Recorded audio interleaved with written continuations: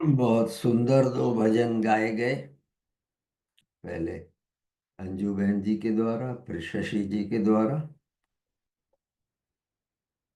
भजन गाने वालों का और भजन बनाने वालों का, दोनों का शुभ हो। ये भजन हमें बहुत आगे ले जाते हैं। ध्यान से अगर बैठ करके सुने तो एक एक भजन हमें बिल्कुल दूसरे ही लोक में पहुंचा देता है। प्रोवाइडेड हम सुने ध्यान से, एक एक वर्ड उनका कीमती है। तो आइए, आज के पिछली बार हम लोगों ने देखा था भूत प्रेत। ये सब्जेक्ट थोड़ा हमारे साधन से हट करके हो सकता है, लेकिन जरूरी है इसको भी समझना। परलोक संदेश में भगवान ने दिया है इसका, तो इसका समझना भी बहुत जरूरी है हमें कि होते हैं क्या ये। पहले तो बताया कि है क्या भूत प्रेत वगैरह, ये क्या होते हैं। उसके बाद बचाव के साधन, और बीच में दिया है कि जस्ट मिनट, पिछली बार हमने देखा था कि भूत प्रेत की लगत, साया, बुरी नजर आदि क्या है। ये क्लियर क्या कि मोस्टली मनोरोग है ये, दिमाग के साइकोलॉजिकल प्रॉब्लम्स हैं नॉर्मली। आदमी डिप्रेशन में चला जाता है, गहरे डिप्रेशन में, उसके कारण ही होता है। और दूसरा भूत प्रेत लगत आदि से बचाव, इसको आधा पढ़ा था मैंने पिछली बार। थोड़ा सा रिवाइज कर लेते हैं, फिर आगे आगे का देखेंगे इसका इलाज क्या है। तो आत्मा की खुराक भाव है। हम जानते भाव हमें चलाते हैं, और हमारे आत्मा भावों का ही पुंज है। नीच भाव अगर उसको देते रहेंगे तो परिणाम भी नीच ही होंगे। बचाव सदैव इलाज से बेहतर होता है। अंग्रेजी में कहा होता है ना, prevention is better than cure. हमेशा हम अपनी बॉडी को बचाते हैं, थोड़ी बहुत घर की चीजें खाते रहते हैं, अच्छी चीजें खाते हैं, बचाव रहे, बीमारी ना आए। तो पहले बात करें बचाव की। इंसान को बचपन से जैसी बातों को ग्रहण करने का मौका मिलता है, वह अपना रिएक्शन उसी के अनुसार ढालता जाता है।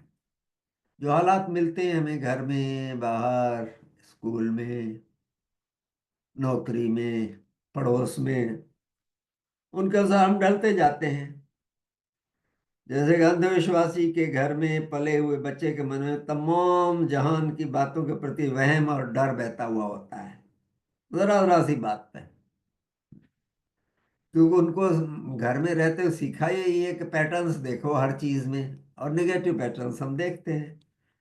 हमारे ससुराल भी हमने देखा था, एक डेथ हुई, थोड़े दिन बाद दूसरी डेथ हुई, तीसरे पता अब तो मान लिया उन्होंने कि एक डेथ इनकी हुई तो वह तीन डेथ होंगी हमारे यहाँ, अकेली नहीं होती। ऐसा कोई पैटर्न नहीं है, ये हम लोग बना लेते हैं। तो एक दिन कार खराब हो गई, तीसरे दिन कोई और चोट लग गई, कुछ दिन बाद बिजनेस में कुछ घाटा हो गया, तो हम इसे पैटर्न समझ लेते हैं कि भाई ऐसा ही होगा। क्योंकि आसपास भी ऐसे ही लोग हैं जो नकारात्मक पैटर्न खोजते हैं और अंधविश्वास की बातें उनके नाम करते रहते हैं। नहीं साहब, ये तो होता ही है, तीन का होता ही है, तीन गलत बातें हुई मतलब ये तीन ही तीन आती हैं, तीन की तिकड़ी आती है कई, तीन तिकट महाविकट, बहुत कहावतें बनी हुई हैं इस पे। और हम भी अपने को ऐसा करने के लिए बाध्य पाते हैं जो आसपास सभी कह रहे हैं। और इसके विपरीत जब तीन बार अच्छी चीजें एक साथ होती हैं, तो क्यों नहीं कहते कि किसी की अच्छी नजर लगी है। ये हम लोग नहीं कहते कि बुरी नजर लगी है, लगत लगी है। हमारी तीन चार बातें अच्छी हो जाएं तो नहीं कहेंगे कि अच्छी नजर लगी है। नकारात्मकता सनसनीखेज होती है। हमारे टीवी में है ना आजकल इतने चैनल्स चलते हैं न्यूज के, कोई भी चीज घुमा कर लेकिन सेंसेशनल न्यूज देंगे हमेशा। उनको टीआरपी चाहिए, उनका ऐसे मतलब नहीं है आप कितनी न्यूज़ ग्रहण कर रहे हो, उनका ये है कि और कितने लोग देख रहे हैं, उनकी टीआरपी कितनी मिल रही है, उसके अनुसार पैसे कमाते हैं। और सबसे बड़ी बात यह है कि इंसान दुख दर्द से घबराता है, उसके अंदर इनके प्रति एक अनजाना सा डर है, दुख के प्रति। आदमी सुख चाहता है, लेकिन उससे भी बढ़कर उसमें किसी भी तरह के दुख से बचने का भाव ज्यादा प्रबल होता है हमें। दुख ना आवे जीवन में। सुख ठीक है, थोड़ा कम है, कोई बड़ी बात नहीं, उसमें हम ज्यादा नहीं करते। दुख नहीं आवे। तो पहला कदम यह लो कि सकारात्मकता में रहो, पॉजिटिविटी में रहो, अच्छी शिक्षा प्राप्त करो, और अपने आसपास भी वैज्ञानिक दृष्टिकोण, साइंटिफिक आउटलुक पैदा करने के लिए प्रयत्न करो। जिनसे हम मिलते हैं उनमें साइंटिफिक आउटलुक हमें लाने की कोशिश करनी चाहिए, बताना चाहिए उनको कि नहीं भाई ऐसा नहीं है, ये अपना अंधविश्वास में मत जाओ। धीरे धीरे होता है, नहीं हो पाता। हमारे साथ एक परिवार रहता था, आई थी इस बार शिविर में, तो बता रही थी 25 साल हमारे साथ रहे, लेकिन वो नहीं जुड़ पाई। उनके बच्चे जुड़ गए, वो नहीं जुड़ पाई एंड तक, क्योंकि उनका ऑफिस का एटमॉस्फेयर जो था बहुत ही वहम वाला था, बहुत वहम वाला। और उसमें हमेशा यहाँ से अच्छी बातें सुने भी, वहां जाके सब धुल जाती थी। तो ये पैटर्न सब लोग खोजते रहते हैं अपने उसमें। दूसरी बात यह समझो कि खाली दिमाग शैतान का घर होता है। It's devils workshop, empty mind. अपने आप को व्यस्त रखना भी एक कला है, और इस कला का सही उपयोग है अपने को पॉजिटिव बातों में व्यस्त रखना। कोई टीवी देखकर भी व्यस्त हो सकता है, गपबाजी करने में भी व्यस्त हो सकता है, नशों का सेवन करने में व्यस्त हो सकता है, मगर यह व्यस्तता का गलत रूप है, यह पॉजिटिव रूप नहीं है। खाली दिमाग नहीं रहना चाहिए, नहीं तो उसमें आएगी गड़बड़ी, शैतान का घर वास्तव में बन जाता है। तो तीसरी जरूरत है शरीर को तंदुरुस्त रखना। हर रोज किसी न किसी तरीके से शरीर को कुछ व्यायाम मिलना चाहिए, एक्सरसाइज होनी ही चाहिए किसी न किसी तरह की। जिम जा सकते हो, सुबह सैर को या दौड़ने जा सकते हो, घर पर ही कुछ कसरत कर सकते हो, मगर कुछ न कुछ व्यायाम बेहद जरूरी है। वैसे ये बात थोड़ी अजीब लगेगी कि व्यायाम कैसे, क्या मतलब है, सुनने में बात हास्यास्पद लग सकती है कि भूत प्रेत लागत से बचने के लिए रोज व्यायाम करो, मगर यह बहुत प्रभावी तरीका है नकारात्मकता से दूर रहने का, नेगेटिविटी से दूर रहने का। यह बहुत ही अच्छा तरीका है। इसके पीछे कारण भी है। इंसानी शरीर में रहते हुए आत्मा का एक मुख्य काम है शरीर की देखभाल। बचाती हमें आत्मा है, चलाती हमें आत्मा है, तो देखभाल तो वही करती है हमारे शरीर की। हम भले ही उसका एहसान न माने, न देखें, उसकी बात न माने, लेकिन संभाल की तो आत्मा ही है हमें। जब शरीर की देखभाल को नकारते हो तो आत्मा में नकारात्मकता के भाव उपजते हैं। शरीर अगर स्वस्थ नहीं रहेगा तो निगेटिव भाव उपजते हैं आत्मा में।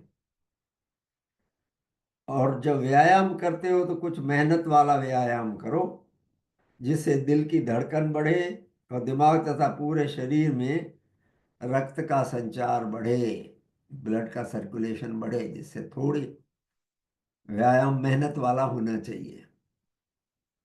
फेफड़े बराबर मात्रा में ऑक्सीजन शरीर के सब हिस्सों में पहुंचा पाए, लंग्स हमारे।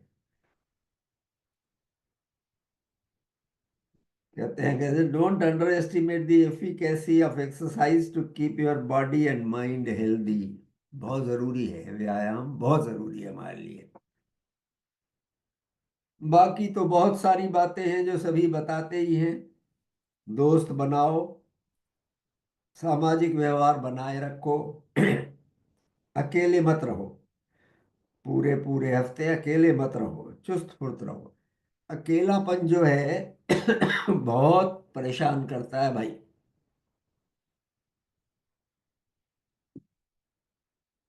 अकेलेपन से बड़ी सजा नहीं है। अकेलापन हम न कहें कुछ भी नहीं, हमें कोई फर्क नहीं पड़ता, नहीं, हम उतरते जाते हैं, डिप्रेशन में उतरते जाते हैं अकेले रहने से। मिलो, सामाजिक हमारा व्यवहार रहना चाहिए, सामाजिक मेल जोल रहना चाहिए, दोस्तों से मिलना चाहिए, लोगों से मिलना चाहिए। ये आत्मा की जरूरतें हैं। आत्मा सही रहेगी तो शरीर को भी संभालेगी। दोस्त बनाओ, सामाजिक व्यवहार बनाए रखो, अकेले मत रहो, पूरे पूरे हफ्ते चुस्त पुर्त रहो। ऐसा जॉब करो जिसमें लोगों से मिलने जुलने का मौका मिलता हो। सत्संग में जाओ, सेवा सहायता के काम करो, आदि इस तरह के कई काम किए जा सकते हैं। और सच्चाई भलाई की ताकतों के प्रति दिल में गहरा विश्वास रखो। तो ये तो हुए इसके बचाव के साधन। है क्या लगत, पहले वो देखी। फिर भूत पे लगत आदि से बचाव के साधन क्या है। अब अगला इसके आगे आता है, भूत प्रेत लगत आदि का इलाज क्या है। एक इलाज तो हमारे किशन में होता है, अब वो संभाले, मुझे इस बारे में ज्यादा पता नहीं है भाई। तो भगवान कह देंगे आओ आज देखे भूत प्रेत वाले विषय का तीसरा चरण, इसका इलाज। भूत प्रेत लगत बुरी नजर आदि ज्यादातर या तो मनोरोग है या वहम है। कोई ऐसी चीज है नहीं। दिमाग बड़ी बलशाली कल्पना शक्ति की ताकत रखता है। बहुत कल्पना कर सकते हैं, दिमाग हमारा बहुत कुछ कर सकता है। अभी तक इसके बराबर का कंप्यूटर नहीं बन पाया है। जितना दिमाग हमारा काम करता है, कंप्यूटर उतना बड़ा नहीं, पर सुपर कंप्यूटर भी इसके बराबर नहीं आता जितना दिमाग। एक एक पैर में जरा सा कांटा चुभा या एक पत्थर नीचे आया हमारे पैर के, तो ये समझने में कि ये पत्थर है या क्या लगा है, दिमाग और पैर के बीच में सैकड़ों इलेक्ट्रिकल करंट्स हो जाती हैं बताने के लिए, तब वो दिमाग बताता नहीं पत्थर आया है पैर। इतना चलन है इसमें हमारे दिमाग में। तो दिमाग बड़ी बलशाली कल्पना शक्ति की ताकत रखता है, बहुत इमेजिनेशन कर सकता है। वह ऐसी हर बात पर विश्वास कर सकता है जिसे कि वह सच मानता हो। सच मानते हैं, विश्वास कर सकते हैं इस पर। इसीलिए कहते हैं कि हमारे दिमाग को विभिन्न चमकदार काल्पनिक दृश्य बनाने में और वास्तविकता में ज्यादा फर्क नहीं मालूम पड़ता। इसलिए जैसे भाव, जैसे सिद्धांत, जैसे अंधविश्वास और जैसे वहम उसमें बार बार भरे जाते रहे हैं, वह उन्हें पक्का सत्य मान लेता है। डिफरेंट जो बार बार सुनने को मिलता है ना, बार बार देखने को मिलता है, तो हम में वो विश्वास वहम भरते जाते हैं हमें। उसे पक्का सत्य मान लेता है हमारा दिमाग। यदि आदमी कम पढ़ा लिखा हो तो और ज्यादा परेशानी हो जाती है, क्योंकि ऐसे कम पढ़े लिखे लोगों में अधिकतर साइंटिफिक आउटलुक नहीं होता, वैज्ञानिक दृष्टिकोण नहीं होता। वो मान लेते हैं बहुत जल्दी, कुछ भी बातें मानने को तैयार हो जाते हैं। बताया जो भी, थोड़ा सा भी बताया कैसे करो तो मान लेते हैं बिल्कुल। यदि किसी को यकीन हो कि उसे भूत प्रेत लगत बुरी नजर आदि लगी है, तो इसका इलाज क्या है सबसे बड़ा। सबसे बड़ा इलाज है आत्म बल। जो हमारे नवनीत जी आत्म बल विकास शिविर चलाते हैं ना, ये सबसे बड़ा इलाज है इसका। आत्मबल के अभाव में हर अंधविश्वास और वहम को हमारे दिमाग से खिलवाड़ करने के लिए खुली छूट रहती है। अगर हमारा आत्मबल नहीं है मजबूत, तो कोई भी अंधविश्वास हो, वहम हो, वो हमारे दिमाग से खिलवाड़ कर सकता है। हम मान लेंगे उसको, हमारा दिमाग मान लेगा उसको। आत्मबल बढ़ाओ तो बीसियों वहम अपने आप ही खोखले लगने लगते हैं। हम आके देखते हैं ना, हमारे जीवन में कितना परिवर्तन आया है सबके।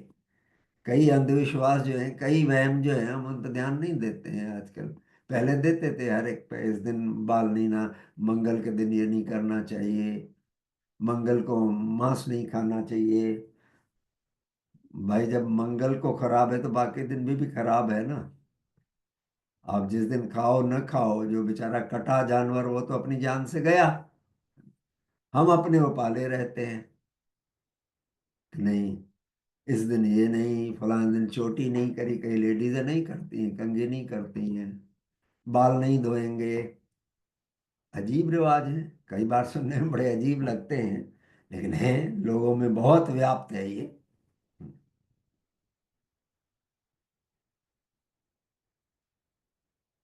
तो आत्मबल बढ़ाएं कैसे भाई?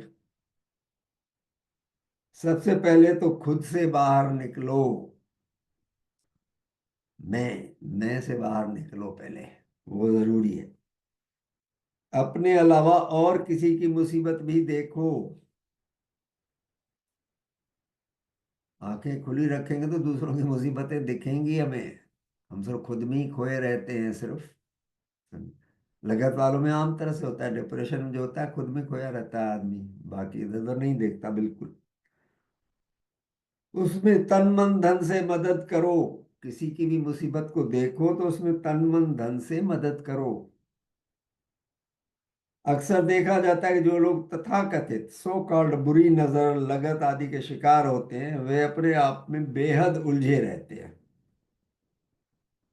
अपने आप में उलझे रहते हैं बहुत, अपने आप में खोए रहते हैं, अपनी एक एक बात को, एक एक काम को 100 दफा विश्लेषित करते हैं। जैसे फलाना क्या सोचेगा, यह कैसे होगा, मैंने ठीक किया या नहीं। ऐसे कई एग्जाम्पल्स हैं, बार बार उसी को पलटते रहेंगे हमारे न्यूज़ टीवी की तरह। वही न्यूज़ 10 बार सुनाते हैं। कितना टाइम लग जाता है हमारा उस न्यूज़ सुनने में।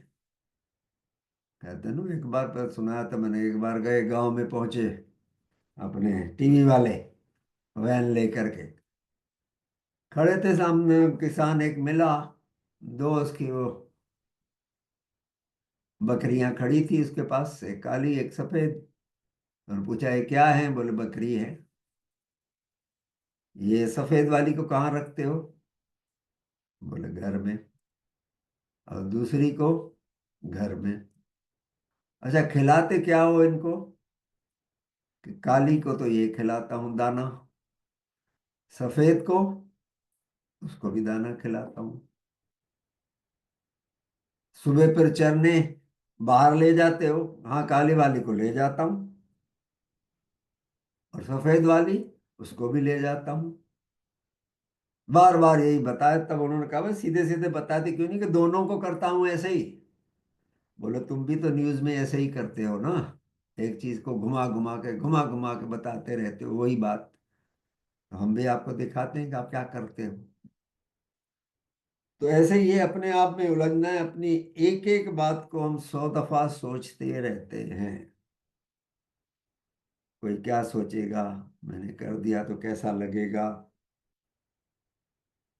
मैंने ठीक किया या नहीं किया। तो ऐसे लोगों को परसेवा के द्वारा अपने आप के मकड़ जाल से बाहर आना चाहिए। ये जो मकड़ जाल है, इससे बाहर आने के लिए परसेवा करें, मैं से निकल के पर में जाएं। परसेवा बहुत बड़ा साधन है। बच्चों की, अनाथों की, अपंग लोगों की, गरीबों की सेवा में लगाना चाहिए, उनको जोड़ना चाहिए ऐसे कामों से। अब है ये कि कहना आसान है, करना बहुत मुश्किल है। लगत वाले लोग अक्सर डिप्रेशन जैसी अवस्था में रहते हैं। जरूरत है उनके निकट के रिश्तेदारों को उनको सहारा देने की। हम कई बार उनसे कट जाते हैं, अरे ये तो करता रहेगा, ऐसे ही नहीं नहीं। रिश्तेदारों को उनको सहारा देने की जरूरत है, उसके साथ जाकर इकट्ठे मिलकर तन की सेवा करने की, सेवा कराओ, उसकी कराओ, दूसरों की कराओ, जाके जाना चाहिए। यह प्रक्रिया धीमी अवश्य है, पर जादुई प्रभाव पैदा करती है। स्लो है, लेकिन मैजिकल इफेक्ट इसका रहता है अगर कराएं इसको। और तन की सेवा को एक आदत बना लेना चाहिए, ताकि इलाज स्थायी हो जाए। अपने शरीर की भी औरों की भी मदद जो है, ये बहुत फर्क ला सकती है इसमें। अब आत्मबल कमाने का दूसरा तरीका है देवधनी लोग। देवधनी कौन है? हमने पहले एक बार इस पर लेक्चर भी किया कि देवधनी आया है इसमें वर्ड। देवधनी कौन है? आत्मबल के धनी लोगों के पास रहने से रोगी आत्मा को बल मिलता है। देवधनी के पास रहेंगे तो उसको बल मिलता है, अपने मनोरोगों से बाहर आने की हिम्मत मिलती है। जो माइंड के रोग हैं हमारे, उनसे बाहर निकलने की हिम्मत मिलती है। लोगों को यह बात मालूम है, इसीलिए स्वामी, बाबा, साधु आदि जिसको भी देवधनी समझते हैं, उनके पास जाकर मिन्नतें करते हैं कि बाबा इसके सिर पे हाथ रख दो, एक बार आशीर्वाद दे दो कि ठीक हो जाए। यह तरीका कारगर हो सकता है, मगर बहुत बिरले हैं। ऐसे लोग हैं नहीं आजकल ज्यादा। अब जैसे मैं एग्जांपल दिया, जैसे किसी गरीब को टाटा बिरला के पास ले जाएं और कहो कि इसके सिर पे हाथ रख दो कि अमीर बन जाए, या यह कहो कि इसको एक बार 200 500 रुपए दे दो, इससे क्या गरीब अमीर बन जाएगा? नहीं बनेगा। वही बात साधु बाबा की है, अपन जो करते हैं, सिर पे हाथ घुमा दो। हमारे विश्वास है, हमारे से कई लोग कहते हैं नहीं हमारे घर में आओ, हमारे घर में पैर घुमाओ, चरण घुमाओ। तो मैं हंस के कहता हूँ भाई, चरण चरण कैसे आऊंगा? तो पूरा शरीर अंदर आएगा, अकेले चरण कैसे आएंगे? ये लेकिन विश्वास बहुत है हमारे, हम लोगों के अंदर, कि ये फलाना आदमी अगर हमारे घर में आएगा तो हमारी बहुत सी समस्याएं सुलझ जाएंगी। होता है। देवधनी के साथ अगर बैठे हम, उनसे लें, तो उनके छोटे छोटे जो बातें बताएं मदद की, उनसे बड़ी बड़ी समस्याएं हल हो जाती हैं। अब उसमें हमारे नेचर की सहायकारी शक्तियों का भी बहुत हाथ रहता है, देवधनियों का भी उनका बहुत हाथ रहता है। मदद बहुत रहती है देवधनी को, सहायकारी शक्तियों की नेचर से। तो उनसे जो वो कहता भी है, कोई छोटी बात का जब इलाज कुछ भी बताया, तो बड़ा इफेक्टिव भी हो जाता है भाई, बहुत इफेक्टिव हो जाता है कई बार।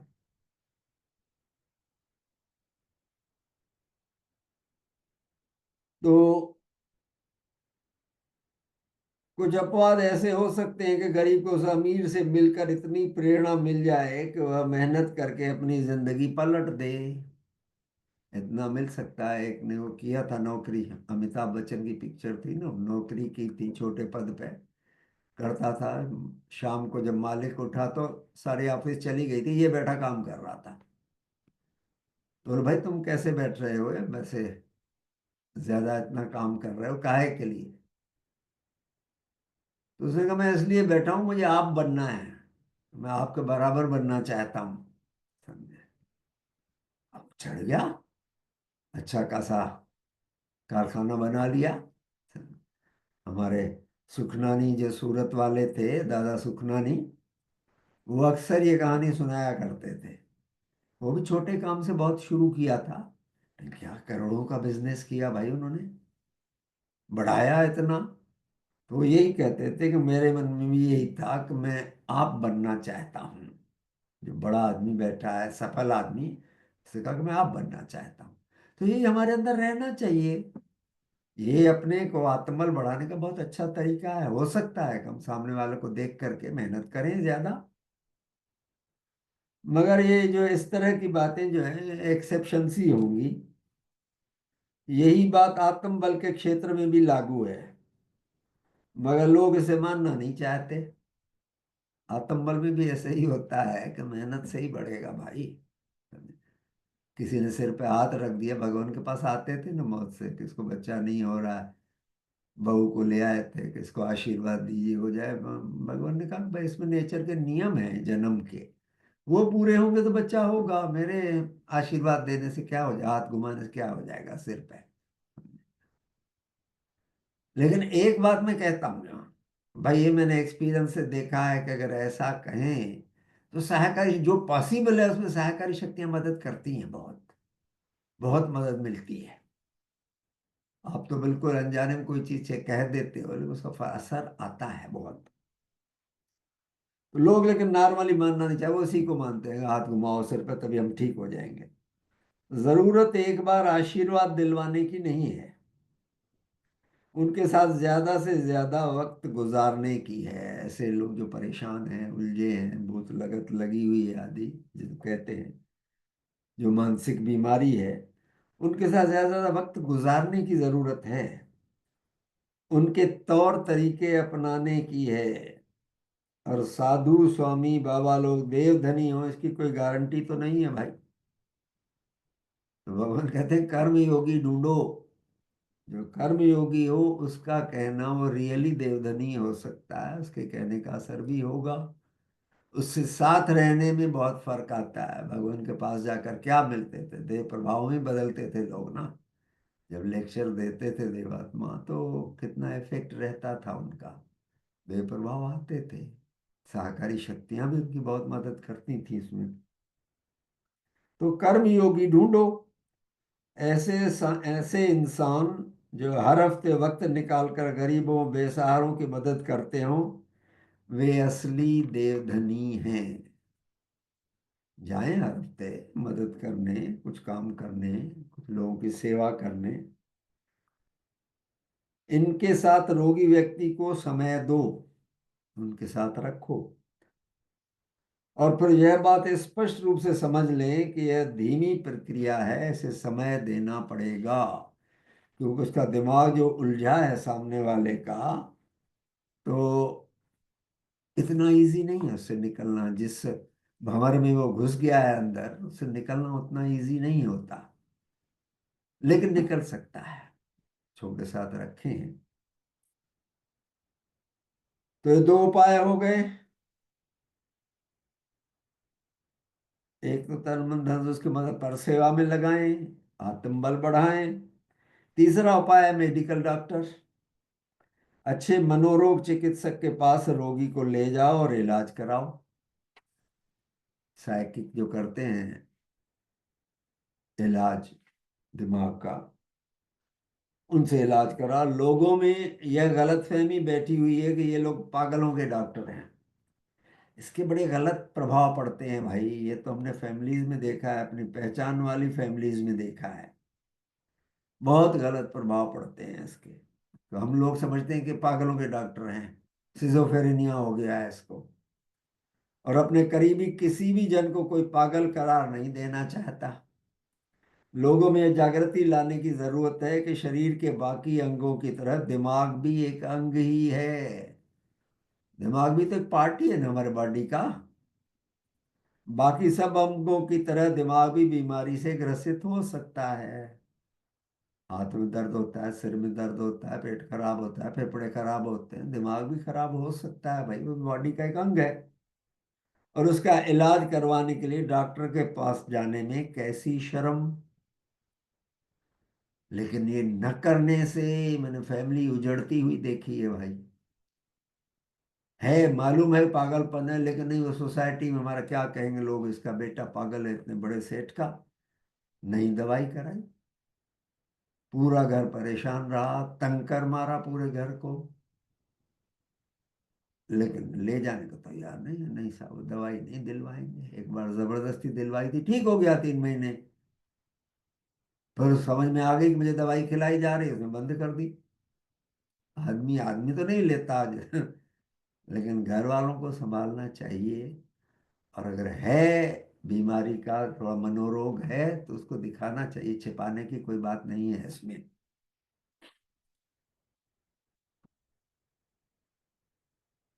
सब अंगों की तरह दिमाग भी बीमारी से ग्रसित हो सकता है, और उसका इलाज करवाने के लिए डॉक्टर के पास जाने में कैसी शर्म भाई, शर्म नहीं होनी चाहिए उसमें। दिमाग एक बहुत ही जटिल बनावट वाला अंग है, और इस पर रिसर्च अभी भी बहुत शुरुआती और शैशव अवस्था में है, अभी शुरू की है। दिमाग के अभी बहुत रिसर्च होनी है भाई। बहुत जबरदस्त कंप्यूटर है, इसके कितने पार्ट्स हैं, कहाँ से क्या होता है, इट्स कॉम्प्लिकेटेड है अंग। मेडिकल विज्ञान को अभी इसमें बहुत दूर तक जाना है, मगर जितना ज्ञान है वह अधिकतर बीमारियों के लिए काफी है। छोटी मोटी बीमारियां गोली देते हैं, ठीक हो जाते हैं, काफी हद तक ठीक हो जाते हैं। मैंने तो 3 4 परिवारों में देखा है, सलाह भी दी उनको, नहीं ये दो भाई, इसमें शर्म मत करो, नहीं तो बिगड़ता जाएगा और आपके लिए प्रोहिंसा पे उतर आएगा और बातें करेगा। इलाज कराओ, गोली दी, ठीक हो जाते हैं। जरूरत है मेडिकल साइंस में पक्के विश्वास की और वक्त की, इसकी बहुत जरूरत है हमें। सिर्फ समाज क्या कहेगा नहीं भाई, समाज तुम्हें तुम्हारे पागलपन को ठीक थोड़ी कर देगा, समाज क्या कहेगा। परवाह करो समाज की, लेकिन उस लेवल की जहाँ बीमारी है तो बीमारी के लिए तो इलाज कराना पड़ेगा ना। मनोरोग ठीक होने में बहुत वक्त लेते हैं और बार बार पलट कर आते हैं। अगर हम दवाई छोड़ देते हैं तो ये बीमारियां पलट करके आती हैं वापस, तंग करती हैं। लेकिन बस सहनशीलता की जरूरत है इनके साथ।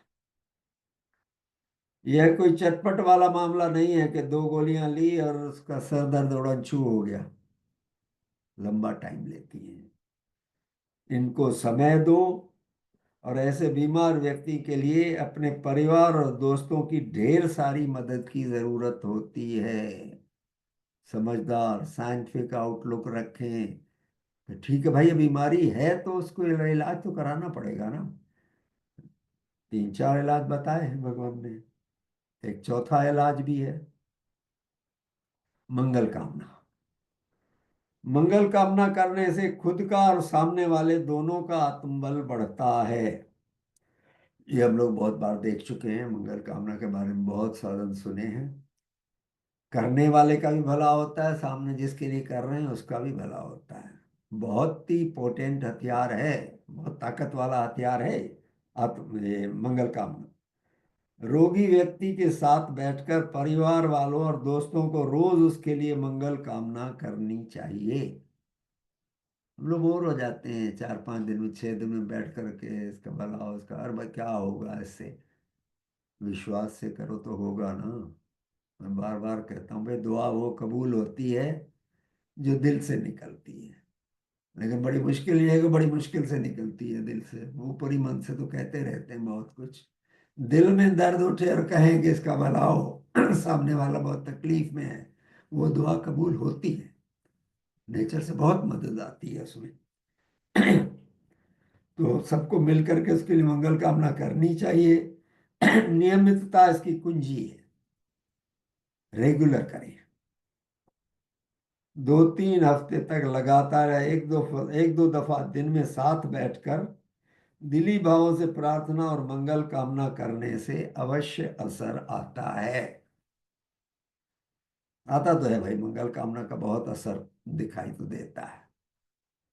मैंने तो बहुत फल देखे हैं मंगल कामना के, बहुत फर्क आता है। तो ये हुए इलाज। कोई भी इन तकलीफों से ग्रसित हो सकता है, एनीबडी। मनोरोग किसी को भी अपना शिकार बना सकते हैं, इसलिए समय रहते ही चेतने की जरूरत है। बचाव हमेशा इलाज से अधिक प्रभावी होता है। मैंने शुरू में कहा कि prevention is always better than cure. तो ये समाज में हमारे बहुत प्रचलित है ये। मैंने इसीलिए सोचा कि इस बात पे थोड़ा साधन से हट करके है, लेकिन इस पर विचार करना जरूरी है। भगवान ने सामाजिक विषयों पर भी बहुत संदेश दिए हैं, जो उन संदेशों का बहुत गहरा असर है हमारी लाइफ में, हमारे परिवार में, हमारे आसपास के समाज में। उनको भी जानना जरूरी है और ट्राई करके देखें। उसमें क्या है, कोई अगर है हमारे आसपास घर में या पड़ोस में, हमें इनमें जान पहचान वालों में, तो हमें इसकी कोशिश करनी चाहिए। अब इसके बाद एक बात होती, कई बार भूत प्रेत जो हम कहते हैं, एक दूसरे संदेश में दिया था कि भाई होता है कई बार, कई आत्माएं, नीच आत्माएं जो होती हैं, वो कोशिश करती है तंग करने की। हम अगर थोड़े भी कमजोर हैं तो नीच आत्मा में तंग करने की कोशिश कर, हम यही समाज में ही देखें ना, छेड़ने की आदत रहती है ना, एक दूसरे को छेड़ते रहते हैं। तो वैसे ही छेड़ने के लिए बहुत आ जाते हैं। हमारे अगर आत्मबल घटा हुआ है तो नीच आत्माएं हम तक पहुंच सकती हैं। नैना जी ने बताया हमें एक बात जो की थी अभी, बोले नीच आत्माओं को वहां के पास फटकने नहीं देते, इतना ऑरा क्रिएट करके रखते हैं कि नीच आत्माएं पहुंच नहीं सकती। लेकिन भगवान का कहना है कि भाई आ जाती हैं कई बार, कोई कोई जो खिसक के चली गई तो तंग कर सकती है थोड़ा बहुत। लेकिन ऐसा है कि उन पर पहरा रखा जाता है परलोक में भी। परलोक में भी पुलिस है जो उनको संभालती है, नहीं जाने देती, सजा भी मिलती है, पकड़ के लाए जाते हैं वापस आत्माओं, समझे। तो भगवान का कहना था भाई तुम्हारे यहाँ भी इतनी पुलिस है, मिलिट्री है, बीएसएफ है, पता नहीं कौन कौन से फोर्सेस हैं, इतने चौकीदार रखते हो, फिर भी चोरी हो जाती है ना, डकैती हो जाती है ना, मारकाट हो जाती है। तो वैसा ही यहाँ संभाला जाता है बहुत। लेकिन फिर भी जो घोर नीच आत्माएं हैं वो कभी कभी निकल जाती हैं, उनको पकड़ करके सजा मिलती है अच्छी खासी, बहुत चौकसी रखी जाती है, लेकिन समटाइम्स इट हैपन्स। तो आशा है हम लोग कुछ समझ पाए होंगे भूत प्रेत लगत के बारे में। अब उतारते हैं जो जो कुछ भी हो जो बताते हैं, ठीक है। लेकिन साइंटिफिक आउटलुक भगवान ने दिया है इन 3 लेक्चर्स में हमें। तो हमें अपने आसपास कभी ज़रूरत पड़े तो इन चीज़ों को ध्यान में रखना चाहिए, दिमाग हमारा क्लियर होना चाहिए इस बारे में। यही है कि मैं भी ये बातें समझ पाऊँ, जिंदगी में कभी ऐसा मौका आए तो उसका इलाज साइंटिफिक वे में कर सकें। भगवान ने इतना बताया है, आप सब भी इसको समझ सकें, और हम किसी के लिए मददगार हो सकें, अपने लिए भी औरों के लिए भी मददगार कुछ हो सके। घूम फिर के बात पर सेवा पे आती है, हर एक में जीवन का भैया सुधारने का तरीका निस्वार्थ पर सेवा है।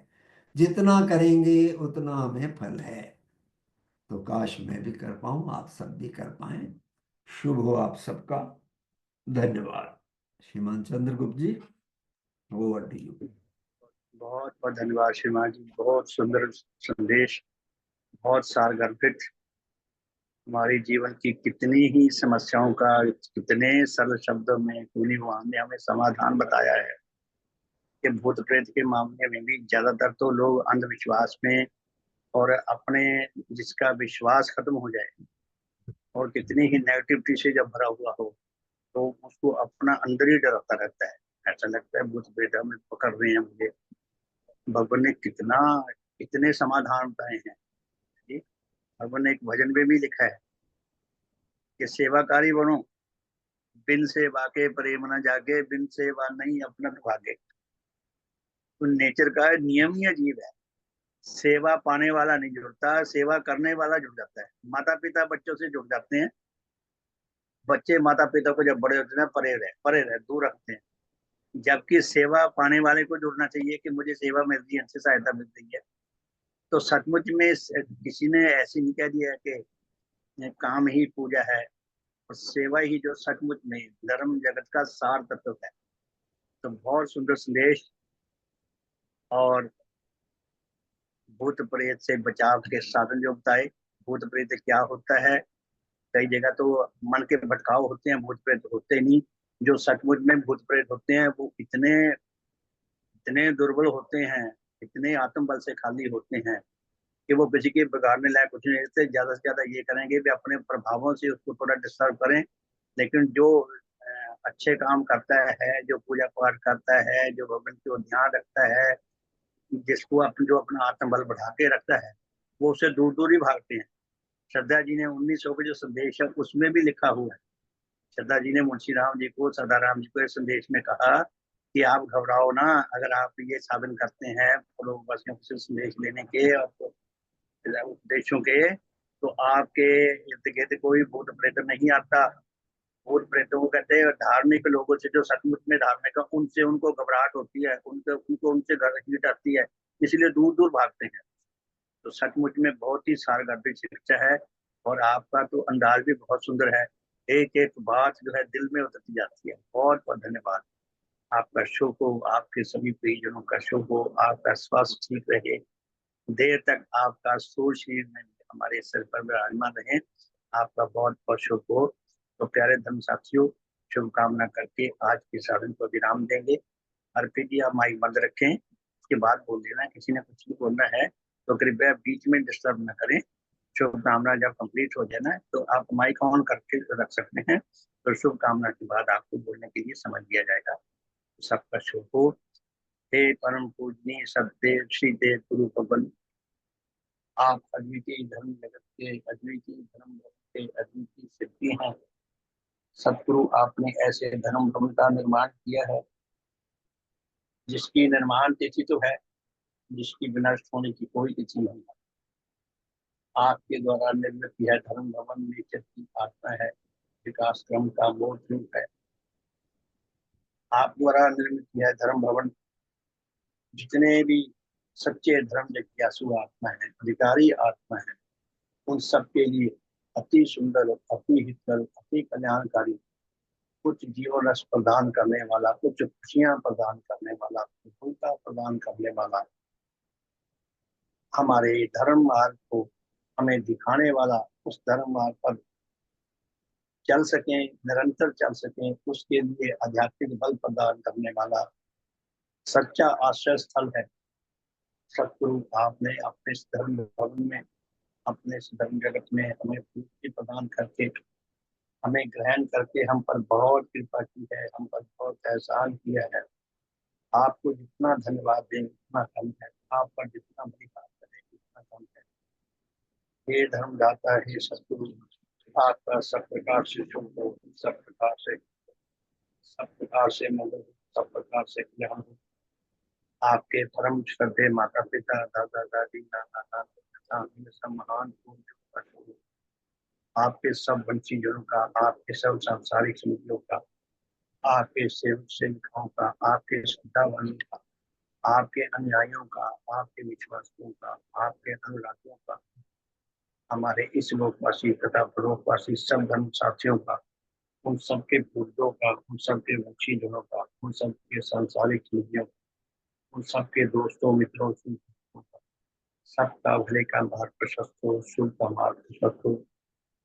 हे धर्म पिता, हमारे श्रद्धेय माता पिता, दादा दादी, नाना नानी तथा उन सब पूर्वजों का, हमारे इस लोकवासी तथा परोपवासी सब भाई बहनों का, उनके परिवार का, उनके बच्चों का, उनके नेतृत्व का, हमारे सब वंशीजनों का, हमारे सब सांसारिक शक्तियों का, मनुष्य जगत का, पशु जगत का, वनस्पति जगत का, भौतिक जगत का, सबका भले का मार्ग प्रशस्त हो, शुभ का मार्ग प्रशस्त हो। ये सत्पुरुष के भगवान, विश्व में जहाँ जहाँ कहीं अधिकारी आत्मा, सत्य धर्म की आत्मा वर्तमान है।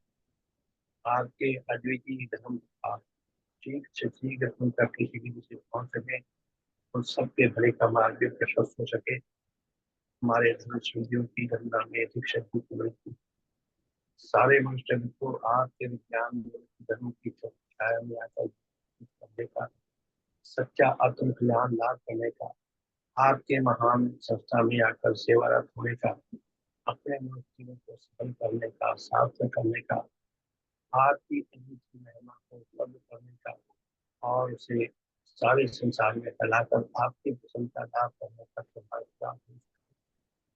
हे भगवान, काश नेचर में कोई ऐसी विधि विकसित हो सके जिससे अनाधिकारी आत्मा भी अधिकारी बन सके। सबके भले का भाग्य, सबका शुभ हो, सबका हित हो, सबका मंगल हो, सबका भगवान देवात्मा की, जय भगवान देवात्मा की है, जय भगवान देवात्मा, जय भगवान भगवान देव।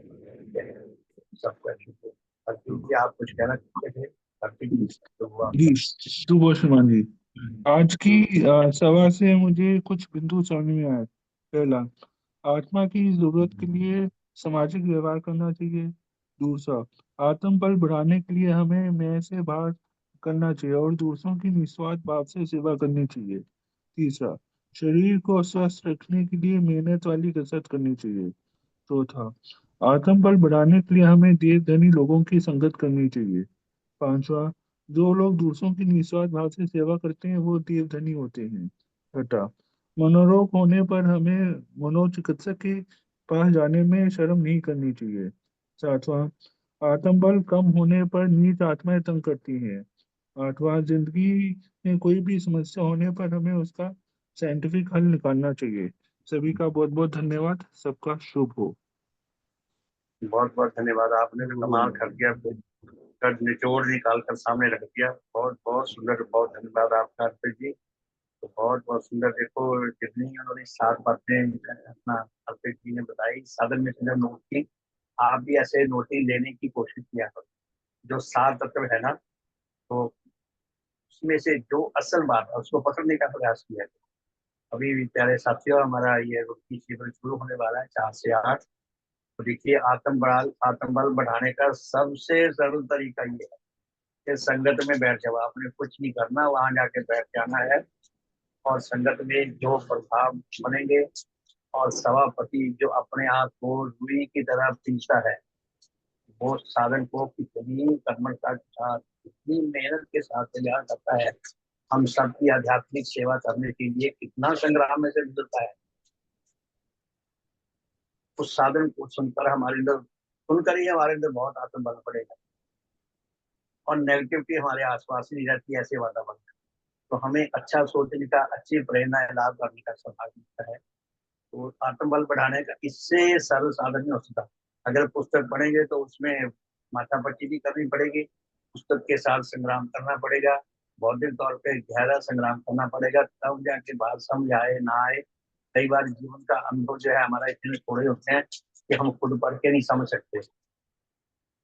इसलिए सबसे आसान तरीके से, मुझे तो सबसे सरल विधि ये लगती है कि सत्संग में चले जाओ, और भगवान देवात्मा के द्वारा पैदा की हुई समाज, भगवान देवात्मा के द्वारा पैदा की हुआ सत्संग, इससे बढ़कर तो और कोई हमारे लिए बड़ा दैवीय वरदान हो ही नहीं सकता। तो और सबके लिए सत्संग प्रार्थना में है जाना कि जो है श्रीमान जी, जी सत्संग में जाना जो है वो नेट के पास जाने जैसा है।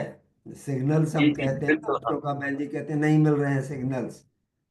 हाँ जी, हाँ सत्संग में जी, जाएंगे तो सिग्नल्स के पास रहते हैं हम, बहुत हाँ बिल्कुल बिल्कुल। ग्रहण बहुत बहुत कर सकते हैं। बहुत बहुत देखो, श्रीमान जी का अनुभव में मतलब एक या दो सेंटेंस में कितनी गुण बात है कि आप जहाँ से इंटरनेट सिग्नल निकल रहे हैं, वहां पे कितने बलशाली दूर हमारे पास आके वीक हो जाते हैं, कई बार नहीं पकड़ पाते। तो हमको वहां वहां भगवान के प्रभाव ऐसी थे। तो सचमुच में बहुत ही की बातें हैं। तो सबके लिए प्रार्थना है, जो जो जिसके पास समय है निकाल सकते हैं, वो प्रबंधकों को सूचित करते हैं पहले से कि कौन कब कब आ रहा है, कितने लोग आ रहे हैं, ताकि प्रबंधकों को हमारी सेवा के लिए परेशानी न उठानी पड़े, और हमें भी परेशानी न उठानी पड़े, और सत्संग का सिलसिला भी ठीक से चल सके, और खाने पीने का, ठहरने का जो है प्रबंध ये भी। तो सबका बहुत बहुत धन्यवाद।